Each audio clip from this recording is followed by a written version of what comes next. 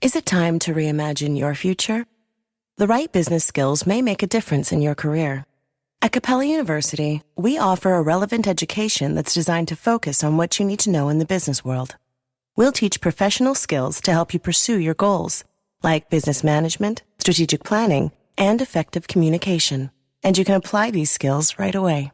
A different future is closer than you think with Capella University. Learn more at capella.edu. Sephora stores are everywhere you are, so just pop in. When you need a brown lip to match your 90s playlist, a confidence boost before your interview, or a last-minute gift for mom's birthday. There's always a Sephora near you. Just pop in. Use our store locator to find your local Sephora or Sephora at Kohl's.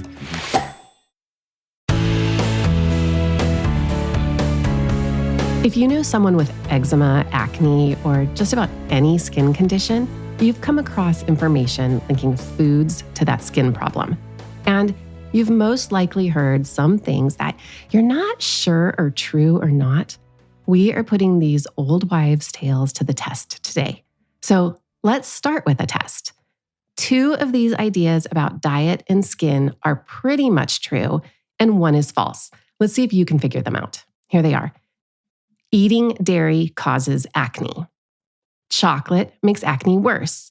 And greasy foods make your skin oily. Okay, well, obviously, if you rub fried chicken on your face, it's going to be oily, so I kind of gave that one away. Even back when I was a preteen, we talked about food affecting our skin, but now researchers have put a lot of these ideas to the test and have found strong connections between what we eat and how that affects skin conditions like eczema and rosacea and a bunch of other ones. I'm going to break down the science, give you practical tips, and hopefully clear up some of the confusion surrounding what foods might help or harm you and your child's skin. And yes, chocolate and dairy can affect acne, and the reasons why they do actually help us to find better treatments for acne. I'm Dr. Wendy Hunter, and I'm the pediatrician next door. I'm that doctor friend you call for practical advice about your kid's health. I mix the science of medicine with the reality of parenting. If you look at the scientific research we have on this topic, there is really only one big factor that is related to pretty much every problem with your skin. And I'm going to get to that and what you can do for yourself and your family. I'll share which foods to eat, and we will debunk the most common myths. But first, let's take a look at a few of the specific skin concerns. Let's start with acne, which, as you know, is one of the most common skin problems, especially for teens. You've probably heard things like sugar and dairy are bad for acne. What's really interesting is that acne is a problem of modern society. If you visit a remote, modern-day hunter-gatherer or other traditional cultures around the world, they don't have acne. Why is that? A lot of our Western diet is packed with sugar, dairy, and red meat. When we eat these, they can break down into certain amino acids like leucine and sugars that increase levels of insulin and something called insulin-like growth factor 1 or IGF-1. This in turn leads to more oil production and inflammation in the skin, which makes the perfect environment for making acne. Acne is caused by a combination of things, including hormone imbalances like changes in insulin levels and insulin-like growth factor, skin bacteria, specifically one called Cutibacterium acnes, which can become imbalanced, a person's immune system responses, and finally, their diet, especially high glycemic foods and saturated fats, which can increase skin oil and bacterial growth. Dairy, in particular, can make things worse. And not all dairy is created equally when it comes to acne. Dr. Vivian Shi, a dermatologist who's done a lot of work in this area, she points out that skim milk seems to be the most acne triggering. That's surprising, right? Why is this? Well, when manufacturers remove fat from milk, they often add whey protein to maintain some of the nutrients. Whey protein, unfortunately, can make acne worse. So if your teen is dealing with acne, it might be worth considering switching to, say, whole milk, or even better, organic milk, since that also seems to be less acne-causing. Also, watch out for sugar-heavy foods. Sugars spike insulin, and higher insulin levels can lead to more breakouts. So if you're looking for a convincing argument to get your kid to eat less junk food, this is the point you want to share with them. Simple carbs like snack foods and sugar can make acne worse. Scientists are still trying to understand the exact role of each of these factors in causing acne. For example, Cutibacterium acnes bacteria, they're found on healthy skin too. So researchers are exploring what makes certain strains of this bacteria harmful in acne patients. Now, there's growing interest, of course, in the role of the gut microbiome. That's the bacteria that live in our digestive system. It has an effect on acne. Studies show that people with acne may have a different gut bacteria composition compared to those who don't have acne. So probiotics might help. Current treatments for acne, they target multiple aspects of this condition, such as using antibiotics to reduce the bacteria or retinoids like Retin A to prevent clogged pores. However, since many factors contribute to acne, you can't just find a one-size-fits-all solution. For now, it's worth trying a dairy-free diet and taking probiotics, or doing all the things that improve your gut microbiome, like avoiding fake sugar and eating things like kimchi, sauerkraut, yogurt, and of course, cutting back on junk food. So good luck with that. Next, let's talk about psoriasis. Psoriasis is a chronic condition, and skin cells build up to form scales and dry patches. It's itchy, it can be painful, and for some kids and adults, it can even impact their self-esteem. What we know from research is that obesity makes psoriasis worse. One review of 55 research studies found that losing weight through a healthy, balanced diet can help reduce symptoms of psoriasis. It's important to note that while there isn't really a psoriasis diet that's going to cure this condition, eating well will lessen the severity. All right, I know you don't want to hear this, but alcohol is another factor to keep in mind. Studies show that alcohol can lower the effectiveness of treatments for psoriasis specifically and can lead to more severe symptoms. So if you have an older child who's living with psoriasis, or if you're an adult managing this condition, limiting your alcohol is something to seriously consider. As for foods, some patients with psoriasis have found that a gluten-free diet or taking vitamin D supplements can help. In fact, the National Psoriasis Foundation points out that most people with psoriasis are deficient in vitamin D, so adding that supplement is probably a good idea. And like pretty much every skin condition, you can improve your overall skin health by focusing on a Mediterranean-style diet. That would be one that's lots of fruits, vegetables, whole grains, and just lean proteins like fish. This diet has been linked to better outcomes for psoriasis. As far as scaly skin conditions go, eczema, also known as atopic dermatitis, has to be the most common. If your child has this, you know how challenging it can be to manage the dry, itchy skin that comes along with it. Eczema causes chronic inflammation, dryness, and itchiness. The skin of people with eczema it doesn't work well as a barrier. It leads to moisture loss, and it leaves the child vulnerable to irritation and to infection. It tends to run in families, so that's how we know that both genetics and the environment play a role in developing eczema. In people with this condition, the immune system overreacts through a pathway involving certain proteins. This makes the skin more prone to infection, especially by the particular bacteria Staphylococcus aureus, which can worsen the inflammation. Treatments for mild cases are things like moisturizers, obviously. We also use topical steroids and antihistamines for the itch. For more severe cases, there are new treatments that target the immune pathways, like the drug dupilumab. That's been effective for a lot of patients. Eczema is linked to changes in the balance of bacteria on the skin. Healthy skin typically has lots of different bacteria living on it, but in eczema, there can be some harmful bacteria like Staph aureus that dominate. The bacterial imbalance can increase the inflammation and the damage to the skin. So recent research is really interesting in this area, and it shows that people with eczema not only have differences in the bacteria on their skin, but they also have differences in their gut bacteria. Yep, we're back to that again. I told you there was a trend. A less diverse gut microbiome and higher levels of certain bacteria that promote inflammation are linked to more severe cases of eczema. There was a meta-analysis. Okay, basically that's like a huge study that looks at a bunch of smaller studies. It found that symbiotics, that's a combination of prebiotics and probiotics, they can help treat eczema in kids that are over 1 year old. While these aren't necessarily a cure, symbiotics can help reduce the severity of symptoms. So maybe add gut-friendly, microbiome-enhancing sauerkraut and kombucha to your kids' menu. Let me know how that goes. So what about the food we eat? Does that affect eczema?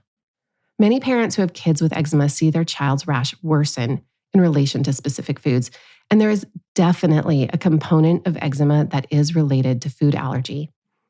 It's a more complex topic than that. Aside from food allergy, diet can also influence eczema. The condition has been associated with people eating less fruit, less vegetables, and less omega-3 fatty acids like those in fish, and with diets that are higher in omega-6 fatty acids like in margarine, that's associated with worse eczema. So increasing fruit, vegetables, and fish is likely to help kids with eczema. Some other supplements like vitamin D, that shows promise at improving eczema too. There was a review in 2022 that ranked vitamin D as the most effective supplement for eczema. That said, there's still a lot we don't know about this condition. But if you're considering dietary changes for your child with eczema, try focusing on anti-inflammatory foods like leafy greens, fish that's rich in omega-3s, and in lots of fresh fruit. And be mindful of any food allergies or intolerances that you may notice trigger flare-ups.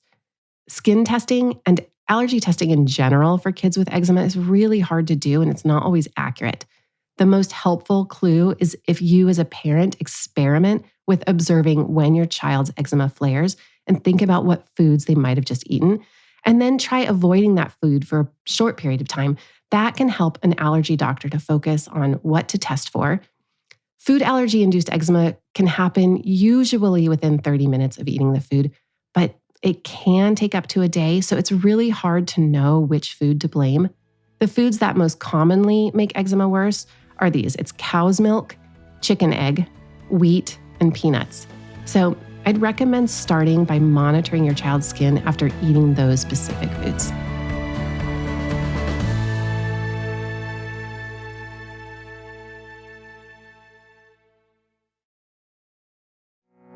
Talk to your specialist about Botox Cosmetic, Anabotulinum Toxin A, because Botox Cosmetic Day is back on November 20th. For one day only, buy one $50 gift card, get one free, while supplies last.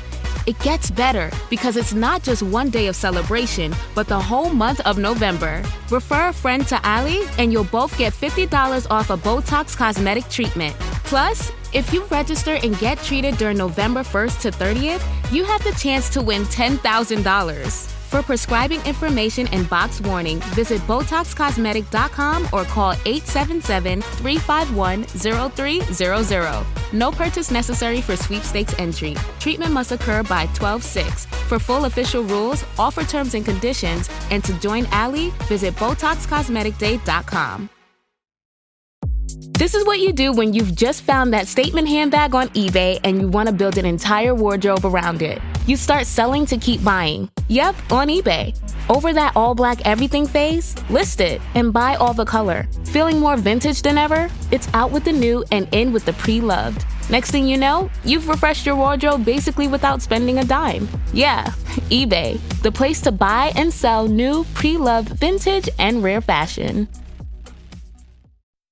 Make this summer count with Harvard Summer School. With Harvard's free college programs, high school students gain confidence and insight into what college is all about, challenge themselves, and discover new friends. There are over 200 courses to choose from, including college credit courses, so it's the ideal way for students to learn something new, but most importantly, have fun. Visit info.summer.harvard.edu/Spotify to learn more.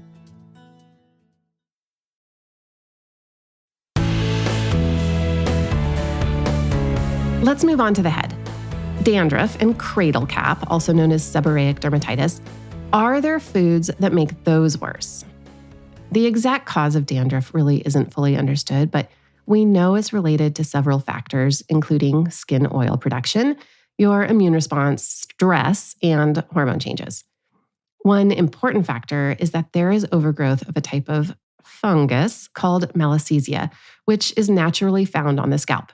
When this fungus grows too much, it causes inflammation, like we've seen before, and flaking. It triggers an overproduction of fatty acids in the skin, which disrupts the barrier of the skin and leads to irritation. So dandruff and seborrheic dermatitis usually appear in areas of the skin that make more oil, like the scalp, but sometimes also the eyebrows and behind the ears. People with oily skin are just more prone to developing this. Treatment involves anti-dandruff shampoos that contain ingredients like antibacterial and antifungal agents to control the growth of malassezia. So, how is diet related to this? Sugar and high-fat diets tend to increase oil production. I've said that before, and that can worsen the condition. Some studies suggest, again, that probiotics might help reduce the severity of dandruff too, although more research is needed on that. There's also some evidence linking the gut microbiome to dandruff and sebderm. So again, there's nothing new here. Reduce sugar, eat more fruits and veggies, enhance your gut bacteria with pre or probiotics, and eat some gut bacteria enhancing foods. Which foods help your gut? Okay, high fiber foods like whole grains, beans, those are high in fiber. They feed the good bacteria in your gut. Fruits and vegetables also contain resistant starches and plant chemicals that feed the good bacteria in your gut too. And then, of course, fermented foods. They're very helpful, including things like sauerkraut, kimchi, brined pickles, and yogurt. The fermentation process creates probiotics that help with digestion, and they add good bacteria into your intestines. Also, healthy fats from vegetables and their oils like olives and avocado oil are high in omega-3 fatty acids. Surprisingly, pineapple contains bromelain, an enzyme that helps break down protein and reduces inflammation. So it's pretty good for your gut microbiome too. Overprocessed foods and refined sugar are not helpful to your gut microbiome. The one food I would actively avoid for this reason is artificial sweeteners. All right, the last common skin condition I've seen information linking diet to is rosacea. While rosacea is more common in adults, it's worth mentioning because some teenagers and young adults do deal with this too. Rosacea causes facial redness, bumps, and swelling, and it's often triggered by certain foods and drinks. Things like alcohol, spicy foods, caffeine, and yes, even chocolate. I know it's all the fun stuff. But in people with rosacea, these foods can activate receptors in the skin, making the blood vessels dilate, which leads to redness, flushing, and irritation. One of the interesting things about rosacea is there's a role, again, in the skin-gut connection. Some studies suggest that what happens in the digestive system may directly impact the skin. So by making adjustments to what we eat, we can reduce the frequency and intensity of rosacea flare-ups. The takeaway here is to help your child or yourself identify and avoid specific triggers. It can be as simple as keeping a food diary and noting which foods seem to make your symptoms worse. I know it's really tempting to buy lots of different skincare products that make promises to reduce the problems in all of these conditions, but the secret to healthy skin is not found in skincare products, unfortunately. It's found in the foods we eat, directly from the food itself, and also by how it creates a healthy gut that processes food better and reduces inflammation everywhere in our body, including in our skin. So let's look at some of the key foods that benefit the skin. All right, first, this is hard for an American to eat, but fatty fish. Cold water fish like salmon and sardines are packed with omega-3 fatty acids, which help reduce inflammation and protect the skin from lots of damage, including damage from the sun. These fish are also rich in vitamin E, which is a powerful antioxidant. So how do you get kids to eat these foods? All right, think of a can of sardines like adding salt to your food. You can take sardines and blend them into a paste and then add them to things like pasta sauce. Most kids won't even notice. Next, walnuts. These are an excellent source because they provide omega-3s, but they also provide a little bit of omega-6 fatty acids, which balances inflammation in the skin. You can eat walnuts by themselves, or you can make them into, say, a protein ball or a cookie, like a chocolate walnut protein bite. These are usually easy to get a kid to eat. So look for recipes that use things like dates, cacao powder, peanut butter, and honey, something really simple like that. And then you can get your kids to eat them by making up a cute name that makes them seem like they're a special treat. Kids love that. You can also use almonds or almond butter. They are really high in vitamin E and other healthy fats that also protect skin cells. The other one that's good in this class of foods is sunflower seeds. Like nuts, seeds are rich in fatty oils and provide essential nutrients like zinc and vitamin E, and these both help protect and nourish the skin. I love flax seeds. These seeds are high in omega-3s and can help reduce skin sensitivity, roughness, and dryness while boosting hydration and smoothness at the same time. I usually mix like 2 teaspoons of ground flaxseed into my cereal, oatmeal, or my pancake batter every morning. Flaxseed oil is also really great to prevent styes, and you need less than a teaspoon of it a day for it to have effect. We also talked about healthy plant-based fats like avocados. These are full of healthy fats and vitamin E also. Avocados do protect the skin from UV damage and help maintain a smooth complexion. So you want to eat lots of avocados. And of course, olive oil. A diet rich in olive oil has been shown to reduce signs of skin aging thanks to its monounsaturated fats and a couple of other protective compounds. What about chocolate? This is one of my favorites. High-quality dark chocolate is rich in antioxidants that can help reduce inflammation and protect the skin from environmental stress. You want to look for 75% or higher cacao content, though. The last food on my list is carotene-rich foods. They're really beneficial. Colorful fruits and vegetables like carrots, sweet potatoes, and spinach are rich in antioxidants called carotenoids that protect the skin from some damage. So add these where you can. Now you know which foods are helpful, so let's wrap up by addressing the most common rumors that I encounter about food and skin. You know enough to figure these out yourself, but let's see. First, does chocolate cause acne?